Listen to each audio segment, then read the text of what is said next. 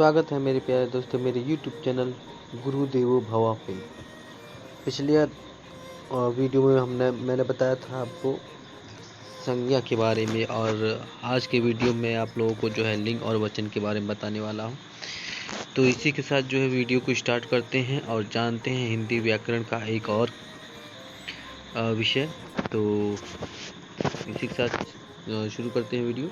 तो सबसे पहले आप देखते हैं जैसे यहाँ पर कुछ एक वाक्य दिए गए हैं, जैसे लड़का दौड़ता है, लड़की दौड़ते हैं।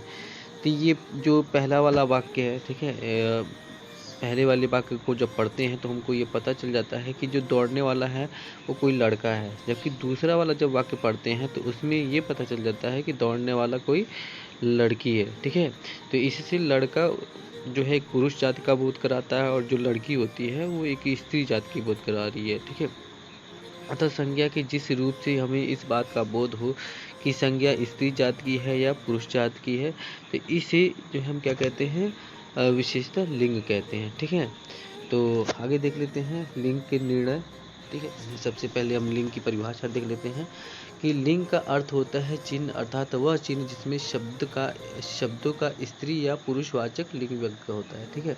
जैसे हिंदी में दो प्रकार के लिंग माने जाते हैं, ठीक है, जैसे पुल्लिंग और स्त्रीलिंग। वैसे इंग्लिश में जो है 4 तरह के होते हैं, masculine gender, feminine gender, common gender, neutral gender, okay. लेकिन हिंदी में जो है 2 ही होते हैं, और अगर संस्कृत में देखा जाए तो 3 होते हैं, ठीक है। स्त्रीलिंग, पुल्लिंग, स्त्रीलिंग और उभयलिंग, ठीक है, ऐसे करके होते हैं, या नपुंसकलिंग जिसको कहते हैं। तो चलिए हम हिंदी का व्याकरण पढ़ रहे हैं, तो हिंदी के जो लिंग हैं उनको जान लेते हैं। तो सबसे पहले हम बात करेंगे पुल्लिंग की। तो पुल्लिंग में क्या होता है, पुरुष जाति का बोध कराने वाला संज्ञा शब्दों को क्या कहते हैं, पुल्लिंग कहते हैं। जैसे राम खाना खाता है, तो इसमें खाना खाने का काम कौन कर रहा है, राम कर रहा है। तो राम यहाँ पर एक लड़के का बोध करवा रहा है, और तो राम शब्द जो हो गया, क्या हो गया, एक पुल्लिंग हो गया, ठीक है। उसी तरह से राम, रमेश, रहीम, कबीर, ये सारे शब्द क्या होते हैं, ये पुल्लिंग का बोध करवाते हैं, ठीक है। और इसमें राम एक लड़का है और वो पुरुष जाति का बोध कराने के कारण इसे हम क्या कहते हैं, पुल्लिंग कहते हैं। फिर आगे आ जाते हैं, अब बात करेंगे हम स्त्रीलिंग की। तो स्त्रीलिंग में क्या होता है, स्त्री जाति का बोध कराने वाले संज्ञा शब्दों को क्या कहते हैं, स्त्रीलिंग कहते हैं। जैसे राधा गाना गाती है, तो राधा शब्द इसमें क्या है, एक स्त्री जाति का बोध करा रही है, तो इसलिए हम इसको क्या कहेंगे, स्त्रीलिंग कहेंगे। तो इस तरह से लिंग को जो हम 2 भागों में बांटते हैं, एक पुल्लिंग और दूसरा स्त्रीलिंग। पुल्लिंग में क्या होता है, ऐसी संज्ञा शब्द जो क्या करते हैं, हमको पुरुष शब्द का बोध करवाते हैं।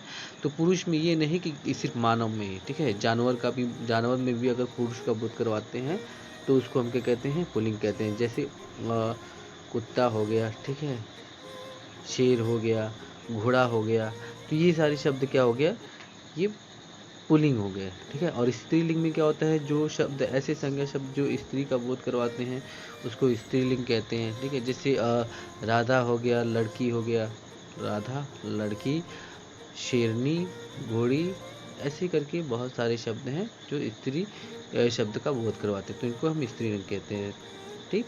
आगे देख लेते हैं वचन, जिसको इंग्लिश में कहते हैं नंबर, ठीक है।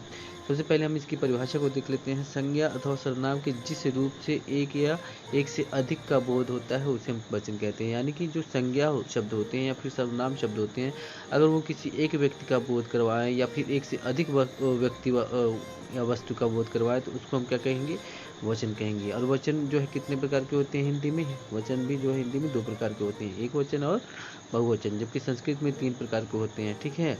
कौन कौन से होते हैं, एक वचन, द्विवचन और बहुवचन, जबकि इंग्लिश में जो है 2 ही वचन के होते हैं, जैसे सिंगुलर एंड प्लूरल। तो हम यहाँ पर हिंदी की बात करें तो हिंदी में हमारा जो है एक वचन, बहुवचन है। तो सबसे पहले एक वचन की बात कर लेते हैं। एक वचन क्या होता है, शब्द के जिस रूप से केवल एक का बोध होता है उसे एक वचन कहते हैं। यानी कि अगर कहीं भी जो है हमें किसी एक व्यक्ति का बोध करवाए या फिर एक वस्तु का बोध करवाए, ऐसे ही संज्ञा शब्द जो किसी एक व्यक्ति का या एक वस्तु का बोध करवाते हैं उनको हम क्या कहते हैं, एक वचन कहते हैं। जैसे बालक पढ़ता है, बालिका खेलती है, घोड़ा दौड़ता है, तो जैसे बालक यहाँ पर एक है, बालिका भी एक है, ठीक है, घोड़ा भी एक है। तो ये जितने भी शब्द हैं, बालक, बालिका, घोड़ा, ये सारे के सारे जो है किसी एक ही व्यक्ति के या फिर एक ही पशु के बारे में बता रहे हैं, ठीक है। तो ऐसे शब्द जो होते हैं क्या होते हैं, एक वचन कहलाते हैं। ठीक है, और बहुवचन क्या होते हैं? शब्द के जिस रूप से एक से अधिक का बोध होता है उसे हम क्या कहते हैं? बहुवचन कहते हैं। यानी कि जहाँ पर एक से अधिक व्यक्ति वस्तु का बोध हो उसे हम क्या कहें? बहुवचन कहते हैं। जैसे बालक पढ़ते हैं, तो यहाँ पर बालक जो है शब्द ऊपर भी आप देखेंगे बालक लिखा हुआ है, यहाँ भी बालक देख रहे हैं। ठीक है, लेकिन इसका क्रिया जो है यहाँ पर पढ़ता है और यहाँ पढ़ते हैं, यानी कि यहाँ पर एक से अधिक बालक का बोध करवा रहा है। तो इसमें कन्फ्यूज नहीं होना है।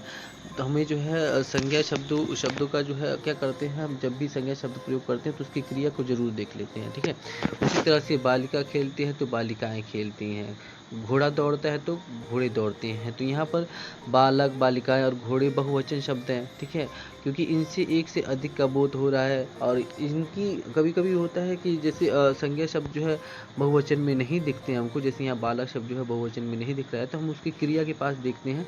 अगर क्रिया हमारा जो है एक वचन में रहता है तो समझ लो कि वो एक वचन का है, लेकिन वही क्रिया अगर बहुवचन में हमको दिखाई देता है तो वो समझ लेना चाहिए हमको क्या बहुवचन क्या है, करता है या फिर संज्ञा है। ठीक है, तो यहाँ पर हमने क्या सीखा? एक वचन लिंग सीखा। ठीक है, लिंग के प्रकार जाने, और उसके बाद जो है वचन सीखा, वचन के प्रकार जाने। और अगले चैप्टर में हम लोग सीखेंगे कारक के बारे में। तब तक के लिए धन्यवाद।